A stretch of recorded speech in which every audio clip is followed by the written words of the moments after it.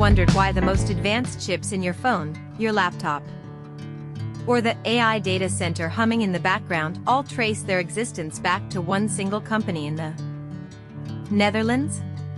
I'm not exaggerating. Without this one machine, there's no iPhone 15 Pro, no NVIDIA H100, no cutting-edge AI boom. So, what is this magical box, and why does a Dutch firm hold the entire world hostage? Let's dig in. So, you've probably heard of a chip being made on a 3-nanometer process or a 5-nanometer node. These numbers are basically the size of the transistors etched onto the silicon. Smaller means faster, more power efficient, and more transistors packed into the same space. But to draw those impossibly tiny patterns, you need light. Really precise light. And that's where lithography comes in.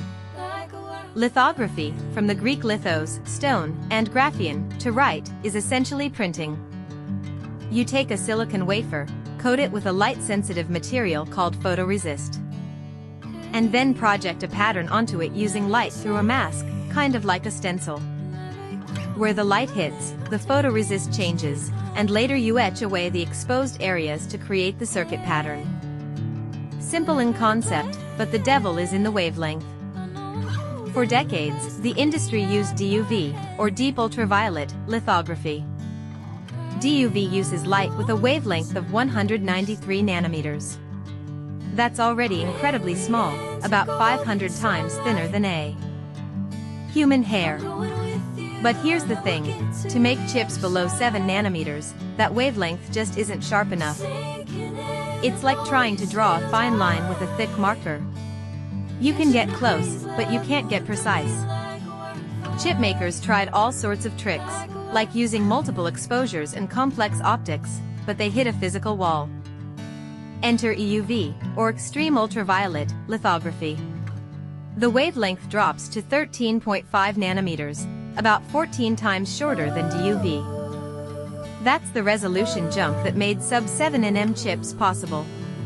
But here's the kicker, EUV is not just a better light bulb. It's a nightmare of physics. Because at 13.5 nanometers, almost everything absorbs light, including air. So you have to do the whole thing in a vacuum.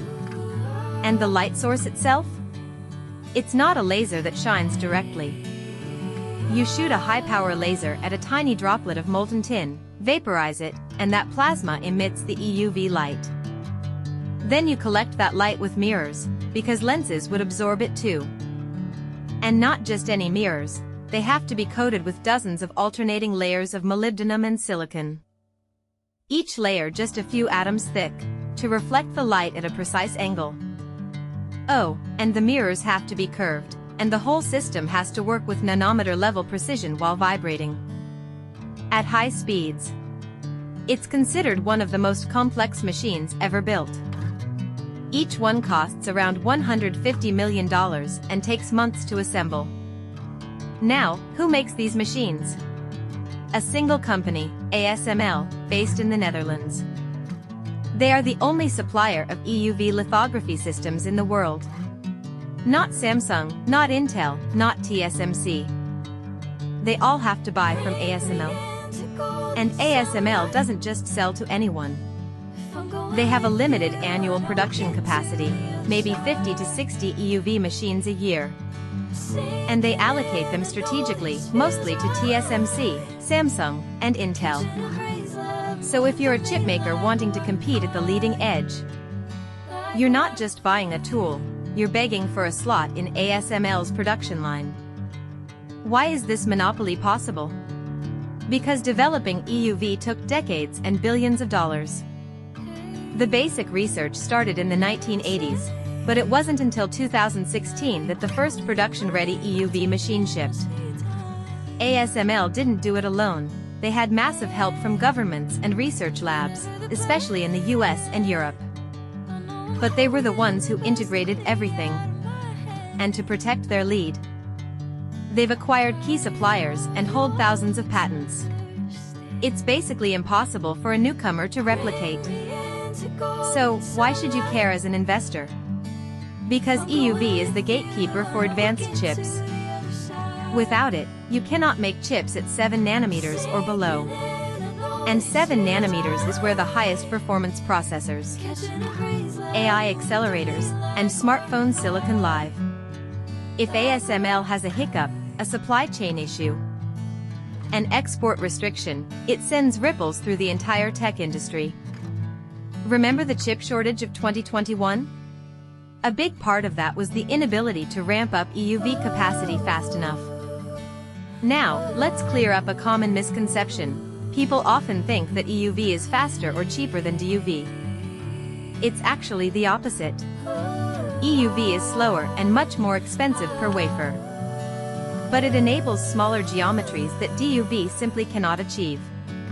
So it's not a replacement for DUV, they coexist. Mature chips, like power management ICs or analog chips, still use DUV. It's only for the most advanced logic and memory that you need EUV. And even then, a single chip might use 20 to 40 EUV layers, each one taking minutes to expose. That's why leading-edge chips are so darn expensive to produce. Here's a relatable example. Think of a high-end smartphone's application processor, the brain of the phone. That chip is around 3 nanometers today. To print that chip, TSMC uses EUV machines from ASML. If ASML couldn't ship those machines, TSMC couldn't make that chip. And your next phone would be stuck with a 7 nanometers chip from a few years ago. It would still work, but it'd be hotter, slower, and drain your battery faster. So every time you complain about battery life, you can thank or blame lithography. Now here's what's interesting. ASML is also working on the next generation, called High-NA EUV, which pushes the wavelength even further or uses a larger numerical aperture to get even finer resolution. That's for the sub-2 nm nodes coming in the next few years. So the race isn't over yet. In short, EUV lithography is the unsung hero, or silent bottleneck, of the entire modern tech economy. One Dutch company, with one incredibly complex machine, holds the key to the future of computing. And that's why when you hear about ASML in the news, it's not just another tech stock. It's the linchpin. Next time, we'll zoom out and look at the global supply chain, where chips are designed, fabricated, assembled, and tested, and why a tiny island like Taiwan ends up in the middle of it all. Subscribe to Taiwan Tech Pulse for more Taiwan Tech 101.